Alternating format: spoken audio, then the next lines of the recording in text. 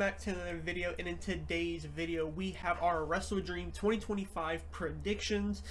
This time around, it feels like the hype for this card isn't too crazy, but saying that, we still have some pretty good matches on this card and a lot of stuff that's going to be, I think, really good on the night. Yeah, AEW has been, a little bit up, a little bit down recently with their booking, but I feel like this card will deliver with everyone that is involved on this card. We have Jurassic Express returning with each other, and we're going to likely have a bit of a build going towards Blood and Guts, which we will be attending, so that's also a little bit of exciting news for us. Yeah, and we're going to go through the pre-show matches. We got FTR taking on Jet Speed, Eddie Kingston and Hook versus two opponents that we don't know yet, Harley Cameron and Willow Nightingale teaming up against Megan Bayne and Penelope Ford, and then we have Roderick Strong and the Conglomeration to take on the Death Riders. That is your pre-show matches, but let's get to the main card, what everybody really cares about. And we're going to kick off with Women's World Championship, where Toni Storm goes back for her world title and tries to defeat the new champion, Kris Statlander. Yeah, this is a big moment for Kris Statlander and for Toni Storm. Toni Storm, obviously, her reign has been ended. She is not your world champion anymore, and Kris Statlander was the one to take that. So it's a big moment for Kris Statlander to prove that she does deserve this big win over her after getting somewhat of like a little sneaky win with the roll-up, kind of the way that it happened when she won. So kind of prove herself that she can kind of get a dominant win over her, and then also for Toni Storm to prove that, hey, that was a fluke. You got the roll-up on me. Now it's time for me to show you what Toni Storm's really about. Yeah, this match I think could be really good. I think this is going to be a big night for Kris Statlander. I would be very, very surprised if Toni were to win this match. So my prediction will be Kris Statlander. But yeah, I think Kris is in for a long run, and I think it'll be a very good run. And yeah, it feels like this might be the end of the timeless gimmick for Toni Storm as well, which I think could be good for her. I think obviously he's going to make her do something else or maybe change how the character is. But yeah, I don't think we'll see too much of the timeless character Toni Storm after this match. Yeah, I'm going to go with Kris Statlander as well. Yeah, definitely too early for this to end for sure. And then next up, we have the newly reformed tag team of Jurassic Express taking on the Young Bucks in a $500K cash match. Obviously, we had the new reformation of Jurassic Express at the last pay-per-view, but now they take on the Young Bucks. Who do you got for this one? Yeah, I mean, I feel like it would kind of be a shame if Jurassic Express did lose here. Obviously, Jack Perry has kind of been dealt kind of like a bad hand ever since the CM Punk stuff. Like, they gave him a moment with the scapegoat thing. Kind of just, it worked, then it just didn't all of a sudden. It was very, very quick on where the popularity went with that. So I'm kind of hopeful for him because I do like Jack Perry. I want to kind of get into his character more and see him wrestle more because he is pretty good. But I feel like he kind of needs to develop that character and show us why we should love Jack Perry. And I feel like this feud with the Young Bucks can possibly prove that to us after all the time he's had recently as a heel and now moving on to a babyface, of course. Yeah, I think this match could be really good. I do think the Jack Perry and Luchasaurus thing is the right thing to do.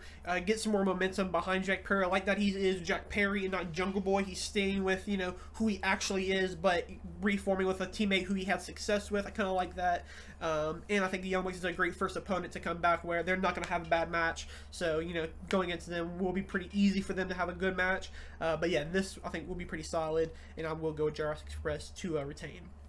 And then next up for the TNT Championship, we have Kyle Fletcher defending it once again against Mark Briscoe. This is a match that we've seen a few times now, but they've all been great. Who do you think walks out as TNT champion? Yeah, this is a match that I am a little bit tired of, I will say. I feel like the Mark Briscoe character is kind of died out, not of anything of his doing, of course, because all his matches are great. He's had a lot of great moments on AEW and everything, but I feel like whenever you throw him in these positions just to lose every time, it does a little bit of damage sometimes. I'm not saying that Mark Briscoe shouldn't be booked anymore or anything, of course, but I feel like we should probably get like a slow build up back to a champion Mark Briscoe and kind of put him in position to actually win matches. I know maybe he's the type of person that maybe wants to kind of lose to people and just put over people and just have good matches in general, but I feel like it's about time Mark Briscoe gets a win, but I don't think it's going to come tonight because Kyle Fletcher also needs a win after his loss versus Hangman. Yeah, this is one where I kind of can see it go 50-50. I can see Mark Briscoe walking out as the world champion, but I do agree. I do think Kyle Fletcher will get his bounce back win after the Hangman loss. But yeah, I think this match will still be very good. Yeah, I do kind of agree with Mark Briscoe. Keep having like title matches, but keep losing by the same time. It's kind of just he is consistently at the a top championship level, but obviously is not world championship material just yet. And I feel like the TNT champion is going to stick with Kyle Fletcher for a little bit longer. But yeah, I don't mind him in this position, but because I do think the match will still be great, and I don't think it will necessarily hurt Mark Briscoe after either. Yeah, Kyle Fletcher should take this one down. Let's stick with the Don Callis family, where we have Okada and Takeshita teaming up for the World Tag Team Champions, where they will take on Brodito.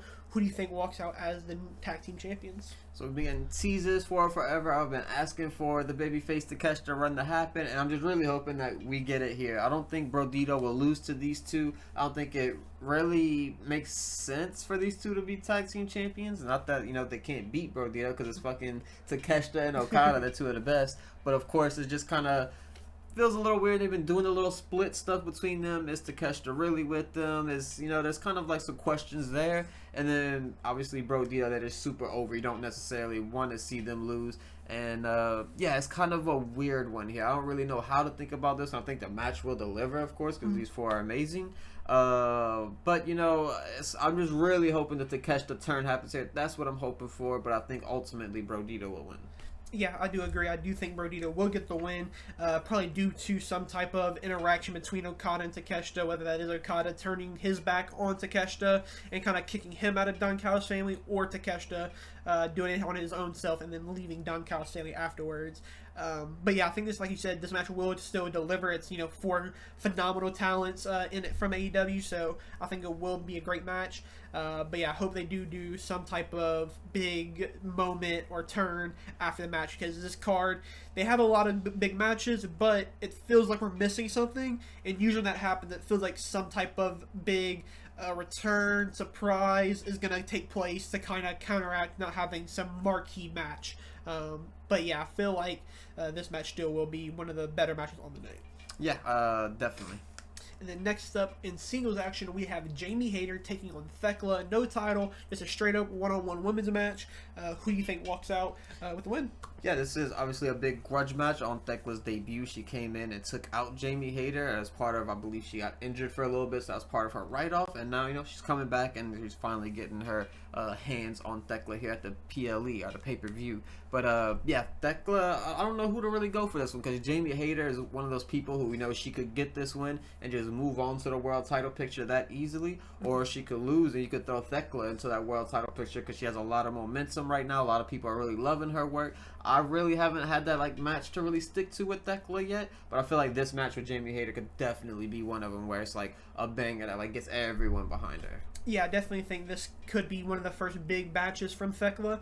I think since coming to AEW, she's still undefeated, so I think that still might continue through this. Unfortunate for Jamie, but also I think there's a direct path from whoever wins this match goes straight to whoever walks out as the Women's World Champion between the Chris and Tony match. I think Thekla is a good opponent for Chris, another heel, so I think there'll be a good dynamic there. But yeah, I do think this match could be very, very good, especially if it gets the right amount of time. Hopefully this isn't like an 8-minute match. Hopefully it's at least like a 12 or something like that.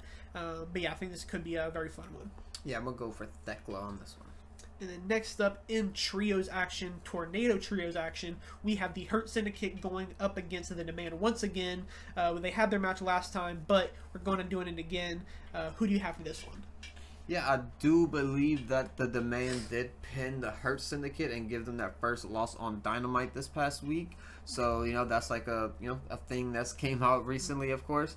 But that also kind of tells me, at least, WWE booking brain, that goes to tell me that the Hurt Syndicate is probably going to win at the PLE, being that they got their first loss on a Dynamite. It would have made sense if they were going to get the titles to just do the win at the PLE to make it a big moment at the pay-per-view. So, yeah, I'm definitely going to say the Hurt Syndicate's winning, because I don't think they'll get pinned twice.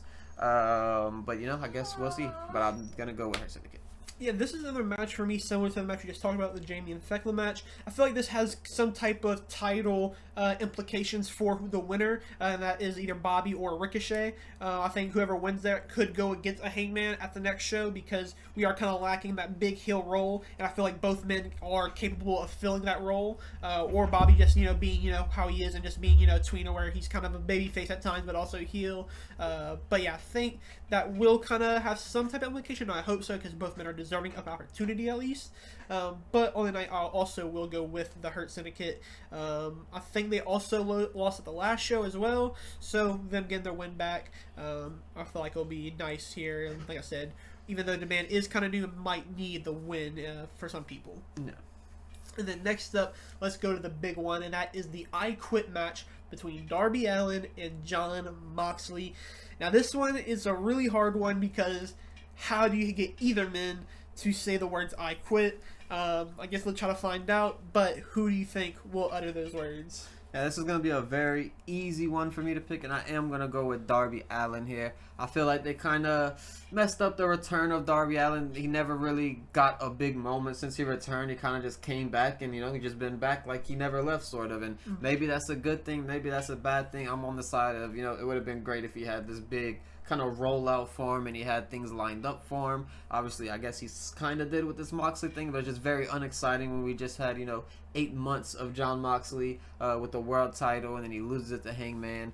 But yeah, I'm ultimately just very much excited to see Darby Allin get the big win here, make him say I quit, and that'll be the thing that puts him over, go on to a world title or whatever it may be. But Darby Allin has to win this match. He absolutely has to win this. Yeah, this match, like I said, it is going to be really hard for me to imagine either man saying it. So really, I feel like this is a very toss-up match. But I will go with Darby Allin to pick up the win here. Like I said, like you kind of said, I feel like he kind of needs it a little bit after losing that coffin match, which Jon Moxley did kind of talk about in that promo this past week, which was a really good vignette. Like they're talking through like kind of a glass wall, so it was really cool. But yeah, I do feel like Darby gets the win. And yeah, this is going to be a very chaotic match. But yeah, Darby, don't know what he'll have to pull out to make Jon Moxley say that. And hopefully, though, we do get some help for Darby as well throughout the night, because I'm sure the Death Riders won't be too far around, even though they do have a pre-show match. Yeah. But now for the AEW World Championship, we have Hangman Adam Page going one-on-one with Samoa Joe. This is a match that we kind of have seen before. We see this last year between the Triple Threat match with Swerve, but now we see it here one-on-one. Who do you think walks out as World Champion?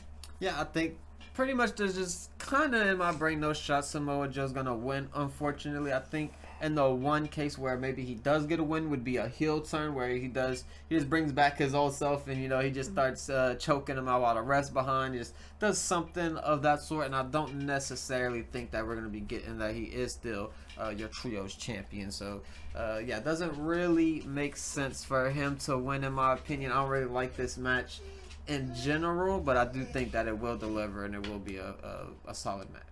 Yeah, I like this little beef between these two. It's a very manly type of beef where Hangman thought he didn't do nothing wrong by, kind of throwing the belt into Samoa Joe's chest, and Samoa Joe kind of took it the wrong way. And now, after how these two attitudes collide, they're always wanting to figure that out, and that is by fighting. So I do kind of like that dynamic. And Samoa Joe, even though with Wrestling Brain, it kind of tells you that there is no way for him to win this match. He's a very, he looks the part that he can easily win any type of match he's in. So, yeah, he always has that little bit of opportunity to win. But I also will go with Hangman and Page. Yeah, I don't mind Samoa Joe getting another opportunity. He did say this past few weeks that he probably will not wrestle into 2027. 2026 will be his last year in pro wrestling. So yeah, I don't mind him getting some of these last big opportunities for the world title because he's somebody who's very iconic in AEW and in just pro wrestling. So yeah, I don't mind him getting some opportunities late in his career. Yeah, for sure. But yeah, I think Hangman, he's been having a good run. Samoa Joe also, he's been off and on a little bit with his Twisted Metal recording and all that sort of stuff. But I'm glad to have him back, glad to have him as a trio champion. But I feel like in the world title picture right now, it's just not really the time for Joe right now. But that is all of our matches. Do you think we'll see anything outside of a match, like either big returns, big surprises on the night? Obviously, the big one would be a Dakota Kai here. I feel like The women's division doesn't necessarily need anyone new, but, you know, obviously bringing in someone as exciting as a Dakota Kai into the picture is always something big that they can do. And, yeah, it's probably what they will do considering all things that's happening here. Yeah, and this is another card as well. I'm kind of looking at it now after we went through all the matches. No Ospreay, no Swerve, no Kenny, no Mercedes. So a lot of big names left off. So I am interested in how well this does for AEW. Obviously, you saw names like a Moxley and Hangman, but yeah, it is interesting that we don't have a lot of the big marquee names that, you know, they usually try to push. So yeah, it'll be a very interesting night for Wrestle Dream. Let us know what you guys think about it down in the comments below. And if you haven't already, make sure to like and subscribe to the channel. And we will see you guys in the next one.